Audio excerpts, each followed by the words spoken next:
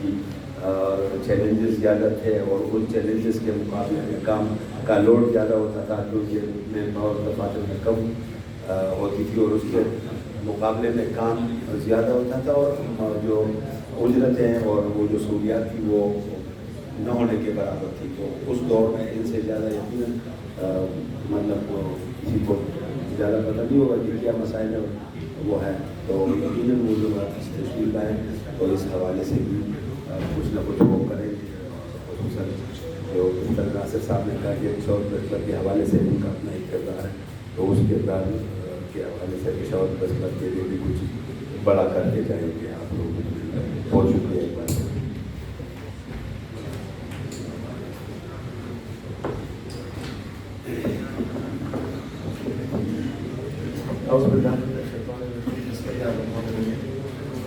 سب سے پہلے تو ناصر حسین صاحب، ریاض صاحب، عمران اور تمام دوستوں کا میں مشکور ہوں.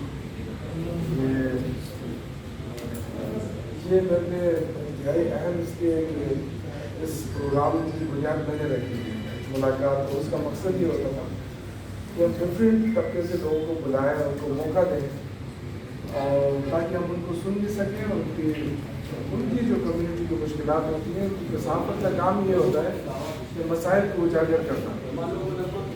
تو اس لحاظ سے ہم نے پروگرام ملاقات کی بنیاد رکھی اور بڑے اہم لوگ آئے، اور میں مشکور ہوں آپ کا کہ آپ نے مجھے موقع دیا. عمران نے شروع میں بات کی کہ ایسی کوئی بات نہ کی جائے جو تنقید پیدا کرے. تو میرے خیال سے اگر آپ ایسے کوشچن نہیں کریں گے تو خبر بنے گی.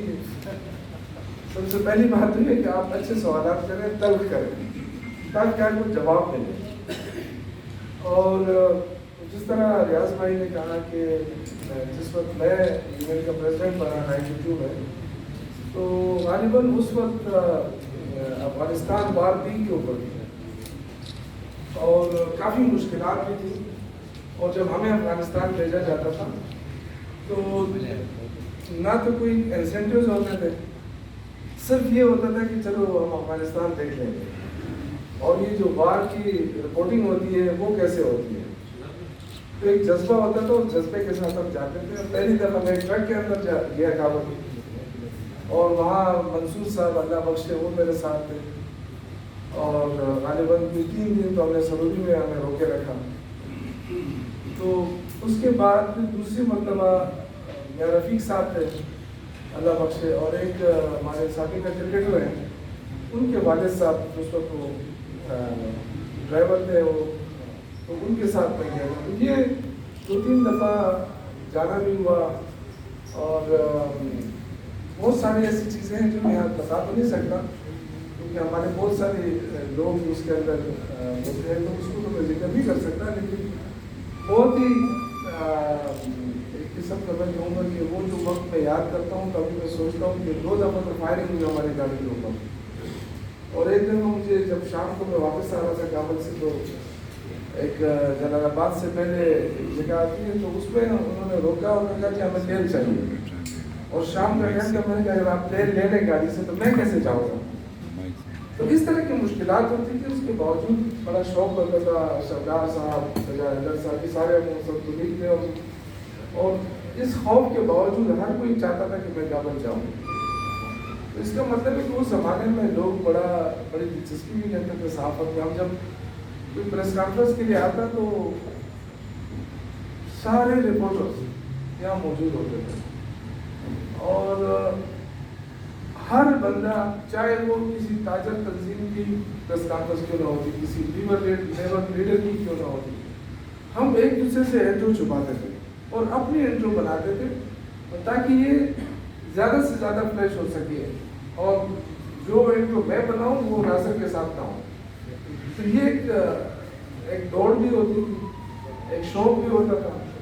اور جو آج کل میں اکثر پریس کلب کی جو پریس کانفرنس ہوتی ہے وہ میں دیکھتا ہوں تو ایک ہی طرز کی ہوتی ہے، چاہے انگریزی میں ہو چاہے اردو میں ہو، خبر ایک جیسی ہوتی ہے. اس کا مطلب ہے کہ ایک بندہ بیٹھ کے بنا لیتا ہے، سب کو ریلیز کر دیتا ہے. تو یہ جو صحافتی وہ ہم سے آہستہ آہستہ جا رہا ہے، جو ہم نے گیٹ کیا ہے کہ چلو اگر پریس کانفرنس میں ہم نہ ہو تو ٹیلی ویژن پہ خبر چل جائے گی، کسی چینل پہ وہ لے کے وہ رات کو خبر بنا کے اس سے وہ دے دیتے. تو یہ چیزیں ہوتی تھی لیکن وہ بہت کم لوگ کرتے تھے. ولی خان کی پریس کانفرنس میں اکثر ایسا ہوتا تھا یا ان کی جلسہ ہوتا تھا تو اکثر لوگ میجارٹی نہیں جاتے تھے. سریال بھائی کو پتہ ہے کہ ان کی ایک ہی طرح کی اسپیچ ہوتی تھی تو وہ لوگ سوچتے تھے کہ یار وہ جگہ بدلنا ہے, باقی وہ ایک ہی بات کرتے تھے. لیکن وران میں سمجھتا ہوں کہ اگر ہم نے صحافت کو پروموٹ کرنا ہے کیونکہ ہر بندہ جو ہے اپنی فیلڈ کے اندر جو ہے نا وہ مستند ہونا چاہیے, اور یہ چیزیں ہم بدقسمتی سے ہمارے اندر سے جا رہی ہیں. میں یہ ریکویسٹ کروں گا جو نئے لوگ آ رہے ہیں وہ دلچسپی ضرور لیں, کیونکہ میں نے اپنے کیریئر جو ہے وہ اس پیشے میں کیا تھا. بیسیکلی میں یہ سوچتا تھا کہ اس زمانے میں وسائل نہیں تھے اور سوچتا تھا کہ کون سی ایسی فیلڈ اپنائی جائے جس سے میں اپنے آپ کو پہچان کرا سکوں. تو وہ ایک صحافت ایک بہت بڑا ذریعہ تھا جس کو میں بنا کے آیا, صحافت پہ آیا اور ایک اپنا ایک زندگی کے لیے پیشہ بنایا کہ میں ہمیشہ صحافی رہوں گا. لیکن 96 میں جس طرح ناصر بھائی نے کہا عمران خان کو ہم نے انوائٹ کیا پریس کلب, وہ پرانا پریس کلب تھا ہمارا, تو وہ انوائٹ کیا اسی ملاقات پروگرام میں اور اس سے دوستی بن گئی. جنہوں نے کہا کہ جی آپ نے میرا ساتھ دینا ہے, میں پارٹی بنا رہا ہوں, تو اور کسی کو وہ جانتا نہیں تھا. تو اب تو بہت سارے لوگ آ گئے ہیں, کوئی کہہ رہا ہے میرے ساتھ پارٹی بنائی, کوئی کہہ رہا ہے میرے ساتھ پارٹی بنائی. لیکن میرے خیال سے جو میرے دوست کلیگ ریاض یہ سارے سینئر ہیں, ناصر اور ذوالفقار چترالی, حمید صاحب بیٹھے ہیں, ناصر شاہد علی, بہت سارے اور کلیگ ہیں, فرید اللہ خان بیٹھے ہیں, بوڑھا ہو گیا ابھی.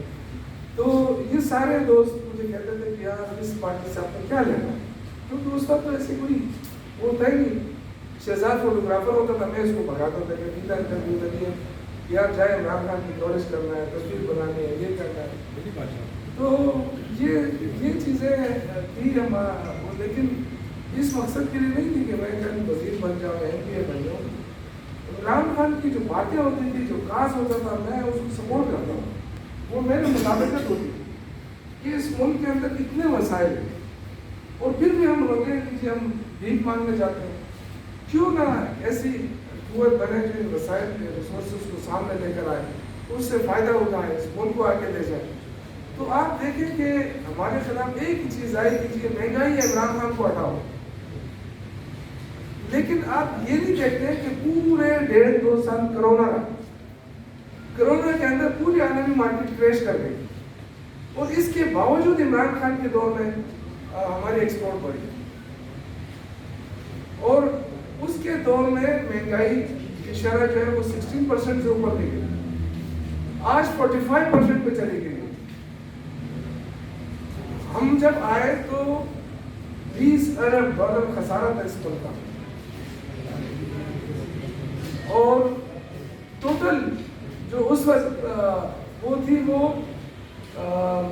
جو ریزرو تھے پاکستان کے وہ 9 بلین تھے, آج 8 بلین تھے. جب ہم جا رہے تھے 16 بلین پہ ہم چھوڑ کر گئے, جو یہ کہہ رہے تھے کہ نالائق حکومت. تو اس کا مطلب یہ ہے کہ یہ لوگ جب آئے تھے تو یہ ایک ایجنڈا لے کر آئے کہ ہم نے عمران خان کو سیاست سے آؤٹ کرنا اور ہمارے خلاف جو کیسز بنے ہیں اربوں روپے کے اس کو ختم کرنا. بس یہ ان کا ایجنڈا تھا. عوام کو تو پیچھے چھوڑ دیا, اب کوئی بات ہی نہیں کر رہا. وہ سارے لوگ جو دن بھر پروپیگنڈا ہوتا تھا کہ دیکھیں جی ٹماٹر یہاں پہنچ گئی, پیاز وہاں پہنچ گئی, اور عمران خان نہیں چلا سکتا حکومت کو. ڈالر جو ہے وہ 150 پہ چلا گیا. آج ڈالر کہاں ہے, آج مہنگائی کی شرح کیا ہے. پھر کہتے ہیں جی عمران خان جو ہے وہ انتشار پھیلا رہا ہے ملک میں. بھائی جب تم 150 پہ ڈالر تھا, تم نے لانگ مارچ کیے, تم نے ٹرین مارچ کیے, تم نے مولانا نے دھرنے دیے, ہم نے تو کسی کو نہیں روکا, ہماری ایک ہی پارٹی تھی. آج ساری پارٹیاں مل گئی ہیں, اور اگر عمران خان عوام کے لیے آواز اٹھانا چاہتے ہیں کہ دھرنا دوں گا, تو رانا ثناء اللہ پہ وہاں پہ بخار چڑھ جاتا ہے. کہتے جی میں تو لاٹیاں برساؤں گا, میں تو یہ کروں گا. یار تم کو مولا چھوٹو, پنجابی فلم بنا رہے ہو. یہ حکومت چلانی ہوتی ہے, کرمنل لوگوں کو بٹھایا ہے. جن لوگوں کے اوپر آپ مجھے بتائیں کہ ایسا کیس جو شہباز شریف کا کیس ہے, جس میں اس کے ایک ایک چوکیدار کے لیے اربوں روپے ان کے اکاؤنٹس میں ہے. جبکہ رمضان کے جو بیٹا فوت ہوا اس کا بیٹے نے کہا کہ میرا والد تو 2015 میں فوت ہوا, اس کے بعد یہ 2012 میں فوت ہوا, تو یہ ابھی تک اس کی ٹرانزیکشن کیسے چل رہی ہے. اس طرح کے کیسز بھی انہوں نے کہا. اب آپ مجھے بتائیں کہ ایک طرف ملک سیلاب میں ڈوبا ہوا ہے, لوگ مر رہے ہیں, مہنگائی کم نہیں کر سکتے ہیں, ریلیف نہیں دے سکتے ہیں, اوپر سے اپنے کیسز وڈرا کرا رہے ہیں جو اربوں روپے کے کیسز تھے, جو اس ملک کے خزانے کو لوٹا گیا تھا. تو آج یہ صرف دھمکیاں دے رہے ہیں کہ جی اگر آ گئے تو ہم یہ کر لیں گے. لیکن عمران خان نے اپنی ایک متمدی بنا دی ہے. انشاءاللہ تعالیٰ بہت جلد وہ کال دیں گے اور پورا پاکستان نکلے گا. انشاءاللہ ہم جائیں گے اور اس حکومت کا دھان تختہ ہوگا. یہ نہیں چل سکے گی. 27 کلومیٹر کی گورنمنٹ ہے, اس کو چاروں طرف سے ہم بند کریں گے اور انشاءاللہ تعالیٰ یہ خود کہیں گے کہ جی ہمیں معاف کر دو. کیونکہ اس ملک کے مسائل کا واحد الیکشن ہے جو یہ فرار اختیار کر رہے ہیں. ابھی دیکھیں ضمنی الیکشن سے بھی بھاگ رہے ہیں. عمران خان کھڑا ہے, پوری جماعتیں اس کے سامنے ہیں اور پھر بھی بھاگ رہے ہیں. تو یہ باقی جو ہے نا آپ اس سے کر سکتے. میری طبیعت ٹھیک نہیں تھی, میں نے ناصر بھائی کو کہا, لیکن انہوں نے کہا کہ سارے لوگ آ رہے ہیں تو میں اس لیے آیا بھی ہوں, جو خوشی بھی ہو رہی ہے انشاءاللہ تعالیٰ. کیونکہ ہمارے کوشش تو یہ ہے کہ اور ہمیشہ اس حکومت میں سب جو بھی حکومت آتی ہے صحافیوں کا خیال بھی رکھتی ہے, صحافیوں کے. لیکن جو ایک چیز میں فیل کر رہا ہوں کہ صحافیوں کے لیے جتنے صحافی کی تعداد بڑی ہے, جتنی ان کی اسٹرینتھ بڑی ہے اور جتنے ان کے ریسورسز بڑھے ہیں, اس حساب سے ان کی جو گرفت ہے وہ کمزور ہوتی جا رہی ہے. یہ میں آپ کو صحیح کہہ رہا ہوں. ہمارے اس دور میں ہم ٹوٹل 80 بندے تھے کہ 82 کی ہماری ممبرشپ ہوتی تھی, لیکن وہ کمیٹڈ ہوتے تھے. ہمارے جلسے بھی ہوتے تھے, ہم جلوس بھی نکالتے تھے, ہم اپنے حق کے لیے آواز بھی اٹھاتے تھے. تو اب میرے خیال سے وہ چیزیں جو ہیں وہ اوپر کی سطح پہ بھی وہ نہیں رہی ہے. نثار عثمانی جیسا بندہ نہیں آ سکے گا. وہ جس طرح لیڈرشپ انہوں نے فراہم کی پاکستان کے صحافیوں کو, جس طرح وہ آواز بنے صحافیوں کی, وہ تو مشکل ہی ہے. لیکن کم از کم آپ اپنے سطح پہ, کیونکہ اوپر تو تقسیم در تقسیم ہو رہی ہے اور یہ بدقسمت یہ ہے کہ لوگ ذاتی مفادات کے لیے کر رہے ہیں. مطلب کوئی آئیڈیا نہیں ہے, کوئی وہ نہیں ہے, صرف یہ کہ مجھے صدر بناؤ, دوسرے کہتے ہیں مجھے صدر بناؤ. تو پہلے تو کوئی نظریہ ہوتا تھا, کوئی ضیولت کے ساتھ ہوتا تھا, کوئی پیپلز پارٹی کے ساتھ ہوتا تھا. یہ تو یہاں یہ بھی نہیں ہے. تو اس لیے میں گزارش کروں گا کہ کم از کم خیبر پختونخوا کی سطح پر, کیونکہ آپ کے پاس بڑی سینئر لیڈرشپ بیٹھی ہوئی ہے, پریزیڈنٹ میں بھی, یونین میں بھی, تو سب کو مل کے یہاں پہ کم از کم اپنی تنظیم کو آپ موثر بنائیں تاکہ آپ کی جو آواز ہے, یہ جو ناصر بھائی نے بات کی, لیکن الیکٹرانک میڈیا آنے سے لوگوں کے حالات کار بہت بہتر ہو گئے, کمپٹیشن بھی بڑی ہے. لیکن اس کے باوجود میں سمجھتا ہوں کہ جو ایک لیبر کلاس کی بندے کو جو فیسلٹیز ہیں وہ صحافیوں کو نہیں ہے. کیونکہ لیبرز کے جتنے ان کے ورکرز ہیں ان کو میڈیکل فیسلٹیز فری, ان کو پینشن تک ملتا ہے. اس وقت میرے پاس ہم نے 63 کروڑ روپے صرف لیبر کے بچوں کے لیے ہم نے ایک سال میں اسکالرشپ دیے. تو آپ سوچیں کہ کتنی فیسلٹیز دی جا رہی ہوگی. ابھی ہمارے میرے پاس تقریباً 45 ہاسپٹلس ہیں صرف لیبر کے لیے کام کر رہے ہیں. 62 میرے ساتھ ہائر سیکنڈری اسکول ہے. ابھی ہم نے ہاؤسنگ اسکیمیں شروع کی ہے ان کے لیے. ہاؤسنگ وہ ہے, ہم چاہتے ہیں کہ ان کو بنے بنائے گھر دیں. تو یہ چونکہ صحافیوں کے یہاں پہ, چونکہ یہ لوگ ان کے اداروں کی طرف سے یہ ESSI کے ساتھ وہ نہیں ہے, رجسٹر نہیں ہے, تو بہت بڑی فیسلٹی سے معلوم ہو رہا ہے.